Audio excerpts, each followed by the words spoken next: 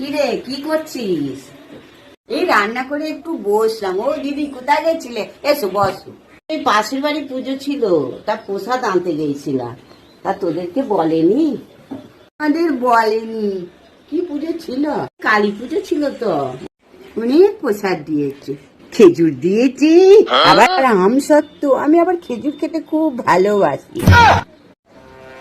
ভাবলাম দুটো গল্প করব, তা নয় প্রসাদটা দেখেই যাচ্ছে। না, বাড়ি পালায়। এই প্রসাদ না এলে আর বাড়ি যাবেন না রে। বাড়ি যাই, বাড়িতে আবার নাতি নাতি রুকো যারা, প্রসাদ দিতে হবে তো। ও দিদি চলে যাচ্ছ? বাড়ি বয়ে প্রসাদটা আনলে আমি দেখলাম, একটু খেজুরও অন্তত দিয়ে যেতে পারতে। প্রসাদ নিবি তা বললেই তো পারতিস। এই নে।